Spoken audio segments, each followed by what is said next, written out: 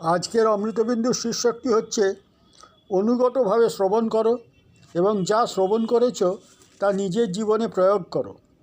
এটি শ্রীল রাধানাথ স্বামী মহারাজের প্রদত্ত ভাষণের একটি অংশ। বহু ব্যক্তি ভগবান শ্রীকৃষ্ণের সমালোচনা করেন তাকে একজন রাজনীতিবিদ রূপে চিন্তা করে। তারা ভাবেন কৃষ্ণ কেন রাজনীতিক ব্যক্তিদের মতো ব্যবহার করেন, তার এরকম হওয়া উচিত নয়। আমরা যেরকম চাই সেরকমই তার হওয়া উচিত। এই সমস্ত রাজনৈতিক বিষয়ে তার জড়িত থাকা উচিত নয়। অতএব এর মধ্যে নিশ্চয়ই কিছু একটা গণ্ডগোল আছে। এখন ভাবা উচিত ভগবানের বিচার করার আমরা কে, যিনি হচ্ছেন সমস্ত ঈশ্বরের ঈশ্বর, সমস্ত কিছুর উৎস এবং সর্বকারণের কারণ। তাঁর বিচার করার আমরা অধিকার কী করে পেতে পারি? তার তুলনায় আমাদের বুদ্ধি বা মস্তিষ্ক অতি ক্ষুদ্র বা নগণ্য এবং আমাদের ইন্দ্রিয়গুলির ক্ষমতা অত্যন্ত সীমাবদ্ধ। সুতরাং তাই দিয়ে আমরা কিভাবে নির্ধারণ করতে পারি যে ভগবানের কী প্রকারে সমগ্র ব্রহ্মাণ্ডের পরিচালনা করা উচিত? আমাদের উচিত অত্যন্ত অনুগতভাবে এবং অনুসন্ধিৎসার সঙ্গে তার কার্যকলাপ পর্যালোচনা করা। কৃষ্ণ কীভাবে সর্বেশ্বরূপে অবস্থান করছেন এবং তিনি যে কাজগুলি করছেন সেগুলি কেন করছেন, এই প্রশ্নগুলি আমাদের কাছে দুর্বোধ্য হতে পারে, কিন্তু আমাদের মেনে নিতে হবে যে আমরা সর্বদাই তার নিয়ন্ত্রণে রয়েছি। তিনি হচ্ছেন প্রভু এবং আমরা তার দাস, আর তিনি যা কিছু করেন সে সবই হচ্ছে সর্বোত্তম ও নিখুঁত।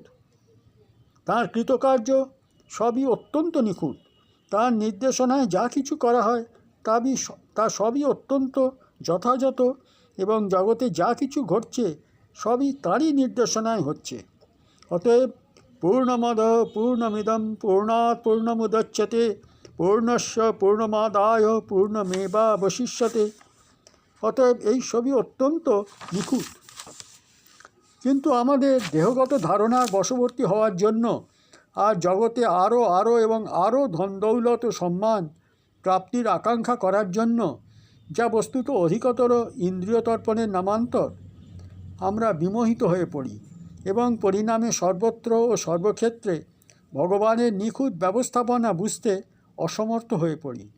কৃষ্ণ এতই দয়াময় যে এই জড়জগতে প্রতিপদে তিনি আমাদের চিন্ময় আত্মাকে সোজাসুজি নির্দেশ দিচ্ছেন যে মায়ার দ্বারা ভ্রমিত হয়ে ইন্দ্রিয় তৃপ্তির জন্য এই অনাবশ্যক সংগ্রাম পরিত্যাগ করে তাঁর কাছে আত্মসমর্পণ করার জন্য।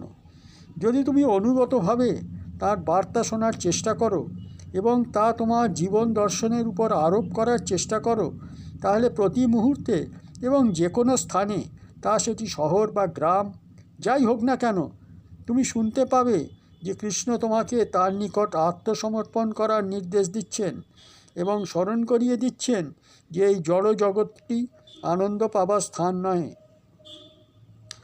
অতএব একজন মহান ব্যক্তির একজন গুরু থাকতে পারেন, কিন্তু তিনি সর্বত্রই তার গুরুর বাণী শুনতে পান এবং সব কিছুর মধ্যেই গুরুর কাজ দেখতে পান। সেটা অবশ্যই সত্য। আর কৃষ্ণ হচ্ছেন জগৎগুরু। তিনি গুরুরূপ ধারণ করে আমাদের নির্দেশ দিচ্ছেন। যে জগৎগুরু কৃষ্ণ আমাদের গুরুকে বাণী প্রদান করেছেন, তিনি সব কিছুর মধ্যে দিয়ে ও সর্বত্র আমাদের সঙ্গে কথা বলছেন। এবং আমরা যদি অনুগতভাবে গুরুর বাক্য শ্রবণ করি, তাহলে আমরা দেখতে পাব যে আমাদের চারপাশে যা কিছু আছে তার মধ্য দিয়ে কৃষ্ণের সমর্থন সূচক বাণী ভেসে আসছে। গুরু বাক্যের প্রতি কৃষ্ণের সমর্থন সূচক বাণী আমরা অনুধাবন করতে পারব আমাদের জীবনের প্রতি সেকেন্ডে। বস্তুত জীবন অত্যন্ত উত্তেজনাময়, অত্যন্ত চলমান ও দুঃসাহসিক কাজে পরিপূর্ণ। এই জিনিসগুলি আমরা বুঝতে পারব যদি আমাদের সেই দৃষ্টিভঙ্গিটি থাকে। যখন আমরা সর্বদাই দেখতে সচেষ্ট হই যে কৃষ্ণ তোমাকে কি বলতে চাইছেন তার পরম উপদেশ বা তোমার গুরুর উপদেশের সমর্থন হিসাবে, তখন আমরা খুবই দার্শনিক হয়ে পড়ি। যা কিছু তোমার জীবনে ঘটে তাকে দার্শনিক দৃষ্টিভঙ্গির দ্বারা দর্শন করার ফলে তোমার বিশ্বাস বাড়িয়ে তোলে, তোমাকে দৃঢ়ব্রত করে ও ভক্তি বৃদ্ধি করে। ভক্তদের এইভাবেই সমস্ত ঘটনাগুলিকে পর্যালোচনা বা দর্শন করা উচিত। সর্বত্র সব কিছুর মধ্যেই আমাদের উচিত কৃষ্ণকে দর্শন করা। তার বাণী সর্বত্র সর্বক্ষেত্রে শুনতে পাওয়াই আমাদের প্রত্যাশা। আর এটা সত্যই সম্ভব যদি তুমি একটু বিনীত ভাব অবলম্বন করো, আর যদি তুমি সর্বত্র সর্বক্ষেত্রে কৃষ্ণের উপস্থিতি একটু খুঁজে দেখো। হরে কৃষ্ণ।